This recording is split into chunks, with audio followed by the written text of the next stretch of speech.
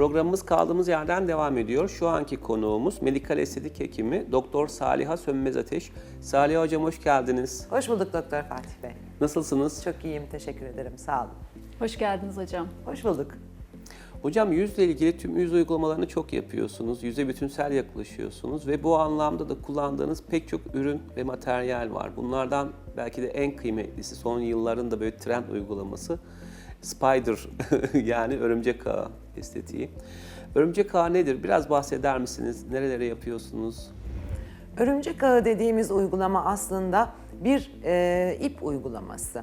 Ama askı iplerden farklı olarak burada yüzü asmak, kaldırmak, şekil değiştirmek, ipi çekerek zorlama vasıtasıyla ortaya çıkardığımız bir sonuç değil. Burada çok ince iğnelerin içindeki çok ince eriyebilir ipleri hastanın cilt altındaki belli bir seviyeye yerleştirerek o bölgede cildin kendi kendine çalışarak kolajen elastin liflerini arttırmasını, bu sayede hem cilt altının hem de cildin iyileşmesini bekliyoruz. Elbette kullanım alanı çok geniş. Yani sadece yüz bölgesinde değil, yüzde, boyunda. Ben boyunda özellikle en sevdiğim uygulamalardan bir tanesi diyebilirim. Mutlaka diğer uygulamalarla kombinasyonu mümkün ve diğer uygulamaları yaptıktan sonra belki de son adımım hemen hemen her boyun tedavisinde o bölgeyi örümcek ağı ipleriyle desteklemek oluyor. Hocam ne güzel, hem kolajenler harekete geçiyor, kolajen artışı sağlanıyor, hem hücrelerimiz yenileniyor. Bir taraftan da tabii ki lift etkisi oluyor, cildimiz Mutlaka. daha gençleşiyor. Peki hocam örümcek ağı nasıl uygulanır? Bununla ilgili de bilgi verebilir misiniz bize? Örümcek ağı uygulaması aslında son derece basit bir uygulama. Özel bir anesteziye gerek duymayan bir uygulama. Çünkü iğnelerimiz tabii ki boy olarak biraz daha uzun bile olsa mezoterapide kullandığımız ince iğnelerin boyutunda. O yüzden yüzeyden sürülecek lokal anestezik bir krem son derece yeterli bir anestezi sağlıyor. Hasta konforu gayet iyi, can acısı mezoterapiden bile bir miktar daha az. Çünkü biraz daha derinde.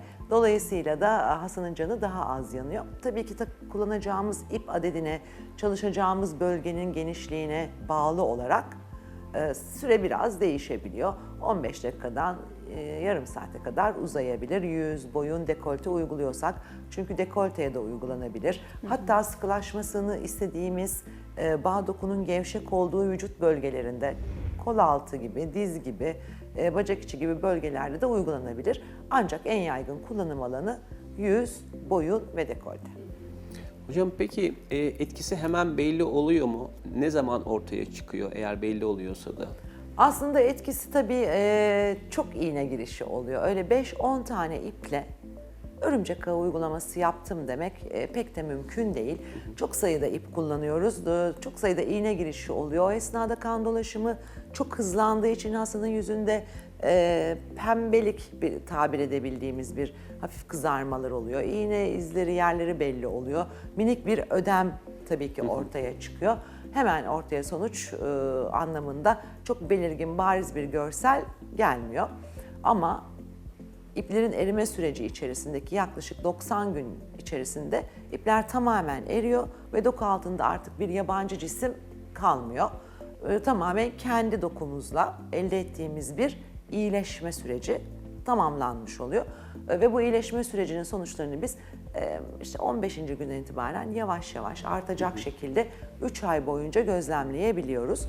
Elde ettiğimiz sonuçlarda kalıcılığı kişiden kişiye, elbette yaştan yaşa, deformasyonun derecesine bağlı olarak, çalıştığımız bölgedeki bağ dokunun kalitesine bağlı olarak değişmekle beraber 1-1,5 yıl, 2 yıla kadar uzayabiliyor. Bir de şunu soracağım hocam.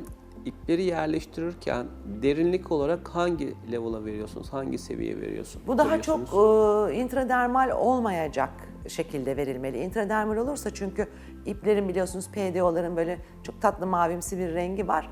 Yüzeyden görünebilir ve o bölgede fibroblastlar olmadığı için de intraepidermal olmasını tercih etmeyiz. Daha çok cilt altı dediğimiz sübkütan seviyede daha efektif çalışır. Çünkü biz oraya bir materyal koyduğumuzda vücut çalışmaya başlıyor. Önemli olan neyle temas ettirdiğimiz. Temas etmesi gereken yerde olması gerekliliği. Bir askı ip kadar çok derinde olmaz. Ama bir mezoterapi kadar yüzeyde de olmaz. Dolayısıyla o orta deri tabakasında, orta derinin altına yakın, daha biraz derine yakın tabakada olduğunda çok güzel çalışıyor ipler ve yüzeyde de görünür, herhangi bir deformasyon ortaya çıkmıyor. Peki ortalama kaç adet örümcek ağı ipi takılmaktadır? Bununla ilgili. Hangi bölgeye diye sormak lazım o Evet, zaman. yani yüz olabilir. Sadece boyun yüz konu çalışacaksak ben yüze mutlaka bu çene altı gıdı bölgesini de dahil etmeyi çok severim. Oranın yüzden ayrı bir parça olmadığını düşünüyorum çünkü.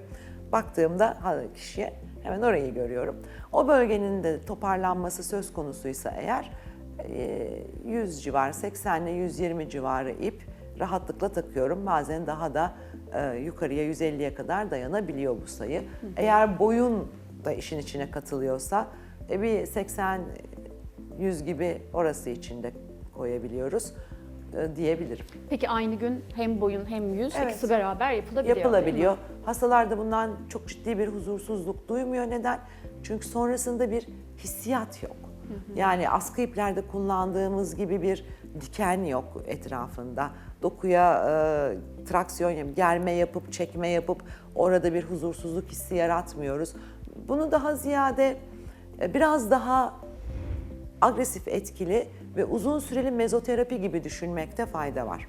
Özellikle kış boyu bakımlarını yaptığımız hastaların yazın tatile gidip ben artık hani gidiyorum 2 ay 3 ay sonra görüşürüz, 4 ay sonra görüşürüz diyen hastalarım da ip uygulamayı çok seviyorum. Çünkü 4 ay görüşmeyeceğiz ama 4 ay biliyorum ki o cilt altı çalışmaya devam edecek. Çünkü cilt bakımlarında, cildi iyileştirme çabalarında hep devamlılık çok önemli bir husus. Bir anda saldırıp çok fazla şey yapmak yerine yavaş yavaş, adım adım ama sürekli yapmak çok daha iyi bir iyileştirici etkiye sahip ve ipler, özellikle örümcek ağı estetiği benim için devamlılık niteliğinde çok kıymetli bir parçası uygulamalarımın. Hocam süreç olarak 1-1,5 yıl kalıcı demiştiniz. Evet. O yüzden bu soruyu değil de başka bir soru sormak isterim. İşlem sonrası süreç nasıl işliyor? Aslında tabii iğneli bir işlem olduğu için %1 morarıklık olabiliyor. Minik minik iğne girişlerinde morluklar olabiliyor. Bunun haricinde çok da önemli bir süreç yaşamıyorlar. Bir iyileşme süreci yok. Dediğim gibi askı ipleri olsa çok farklı şeyler konuşurduk burada. Ama örümcek ağı estetiğinde böyle bir süreç yok. Hasta genel olarak çok rahat, yüzünde iplerin varlığını hissetmiyor. İplerin germesinden kaynaklanan bir ağrı ya da dikenlerinin batmasına bağlı bir huzursuzluk, şimşek çarpıyormuş gibi bir his. Hiç böyle şey, bir his yok yani. Hiçbir şey hissetmiyor. Sadece olabilirse bir morluk var. O da bazen hiç olmayabiliyor. Bazen küçük bir iki morluk olabiliyor. Bir de tabii dışarıdan fark edilemeyecek aslında miniklikte bir ödem. Ödem geçtikten sonra zaten hasta sonucu fark etmeye başlıyor. O ilk bir haftaki ödem acaba olur mu olmaz mı hissiyatı bazen yaratabiliyor. Tecrübeliler de yaratmıyor. Daha önce uygulatmış hastalar artık buna alışık ama ilk kez yaptıran hastalarda bazen ödeme bağlı bir tedirginlik oluşabiliyor ama bir hafta içinde o da geçiyor his olarak. Onun haricinde sadece o gün banyo yapmasını istemiyorum. Uygulamayı yaptığım gün elbette ki tabii yüzüne çok sert masajlar yaptırmamasını bir 15-20 gün kadar ipleri kırmamamız lazım. Çünkü orada bütün kalmalarını istiyorum. Bunu yapmamalarını istiyorum. O kadar ertesi gün kalkar, duşunu alır, makyajını yapar, günlük hayata rahatlıkla karışır. Aynı gün işine devam eden var öğlen arası yaptırıp. Korse falan da giymiyor. Hayır hayır. Bunu gerektirebilecek kadar ciddi bir ödem ya da dokuyu yukarı çektik de o orada dursun sabit. Hiç böyle bir tavır yok orada. Peki hocam merak ediyorum. Dışarıdan belli olan bir şey var mı o uygulama alanlarına? O ipler dışarıdan belli olur mu? Hayır. Doğru derinliğe yapılmış ipler dışarıdan hiçbir şekilde görülmez. Biz bunu yaptırdıktan sonra ertesi gün normal günlük hayatımızda Aynı rahatlıkla gün devam içinde bile edebiliyoruz. edebilirsiniz. Yani dediğim gibi iğne izini çok dert etmeyen ya da daha izole çalışma, az kişiyle görüşme ihtimali olan hastalarım öğlen arası yaptırıp gününe devam edebiliyor. Çünkü mezoterapi yaptırılmış olmaktan daha farklı bir görüntü yok yüzde. Gerçekten bu konuda master diyebileceğimiz, hani MasterChef programından herkes bilir. Seyrediyoruz. Bir işin master'ı olmak demek oradaki deneyimli uygulayıcı yani usta öğretici bir anlamda olmak, yani işi uygulayıp sonuçlarını görüp ve nihayetinde bu hastalara tavsiye edip ve buna devam edebiliyorsa eğer, bu işte artık olgunlaşmış ve olayı bitirmiştir bence. Bugünkü program konuğumuz medikal estetik hekimi Doktor Saliha Sönmez Ateşi'ydi. Kendisine vermiş olduğu güzel bilgiler için çok teşekkür ediyoruz. Programımız kaldığımız yerden tüm hızıyla devam ediyor.